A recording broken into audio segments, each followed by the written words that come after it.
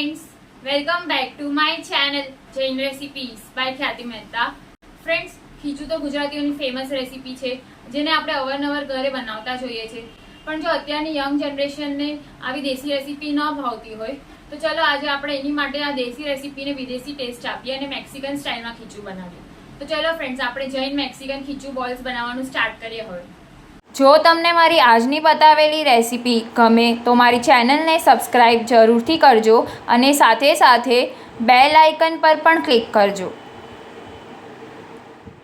Friends, ખીચું balls બનાવવા માટે આપણે કઢાઈમાં 1.5 કપ જેટલું પાણી ગરમ કરવા માટે મૂકશું. તેમાં જીરું અને સ્વાદ પ્રમાણે મીઠું એડ કરી દઈશું.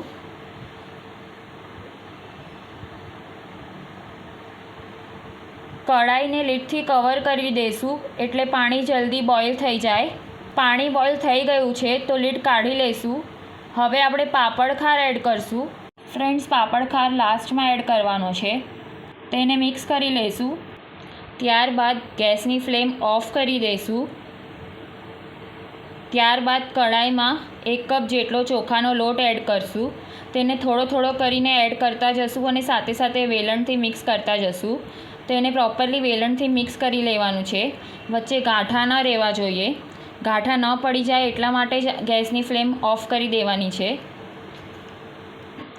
ફ્રેન્ડ્સ, તમને જોવાથી એવું લાગતું હશે કે પાણી ઓછું છે અને લોટ કોરો દેખાય છે, પણ ના, એવું નથી. હજી આપણે આ લોટને સ્પેચ્યુલાથી પ્રોપરલી મસળશું એટલે તે એકદમ બરાબર થઈ જશે. તમે જોઈ શકો છો લોટ બરાબર મસળાઈ ગયો છે. જો પાણી વધારે હશે તો બોલ્સ બરાબર વળાશે નહીં, એટલા માટે બરાબર માપસર પાણી લેવું.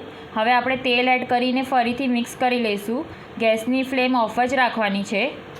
હવે ખીચું બોલને સ્ટીમ કરવા માટે મેં તેલથી ગ્રીસ કરીને એક ચાયણી લીધી છે. સાથે સાથે બે હાથમાં પણ થોડુંક તેલ લગાડી લઈશું ને બોલ્સ બનાવતા જશું. આવી રીતે બધા લોટમાંથી બોલ્સ રેડી કરી લેવાના છે. તમે જોઈ શકો છો આપણો એક ખીચું બોલ થઈને રેડી છે. આવી જ રીતે હું હજી એક બોલ પણ તમને વાળીને બતાડી દઉં છું.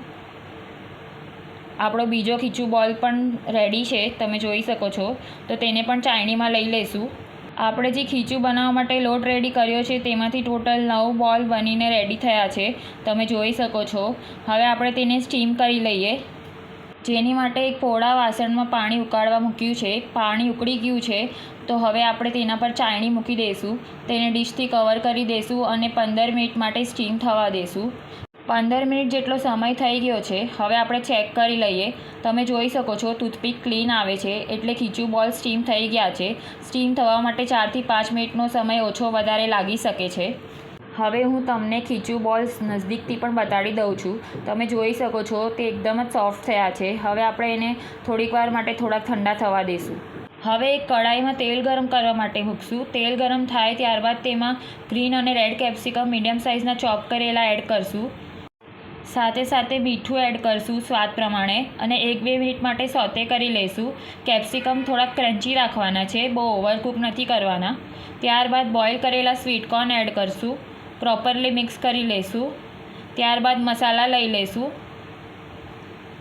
Oregano, chilli flakes, mix herbs અને મેક્સિકન મસાલો, આ બધા જ મસાલા કઢાઈમાં એડ કરી દઈશું. અને સાથે સાથે ½ ટીસ્પૂન જેટલો રેડ ચીલી સોસ એડ કરીશું. તમે ચીલી સોસ ઓછો વધારે તમારા ટેસ્ટ અકોર્ડિંગ લઈ શકો છો. સાથે સાથે 1 ટેબલસ્પૂન જેટલો સાલ્સા સોસ પણ એડ કરીશું. પ્રોપરલી મિક્સ કરી લઈશું. 2 ચમચી જેટલું પાણી એડ કરીશું જેથી કરીને વેજીટેબલ્સ અને મસાલા બધું ખીચું બોલ્સ પર પ્રોપરલી કોટ થઈ શકે. મિક્સ કરી લઈશું. હવે આપણે જે ખીચું બોલ્સ રેડી કર્યા હતા તે કઢાઈમાં એડ કરી દઈશું. હળવા હાથેથી બધું પ્રોપરલી મિક્સ કરી લઈશું. ફ્રેન્ડ્સ, જો તમને મારી રેસીપી ગમે તો મારી ચેનલને લાઇક, શેર અને સબસ્ક્રાઈબ જરૂરથી કરજો અને સાથે સાથે બેલ આઇકન પર પણ ક્લિક કરજો. હવે આપણા મેક્સિકન ખીચું બોલ્સ બનીને રેડી છે તો તેને આપણે એક પ્લેટમાં સર્વ કરી લઈએ અને તેને કોથમરીથી ગાર્નિશ કરી લઈશું અને ખીચું બોલ્સને ટમેટો કેચઅપ સાથે સર્વ કરી લઈશું. તો બનીને રેડી છે આપણા Jain Mexican khichu balls. Thank you so much for watching my video.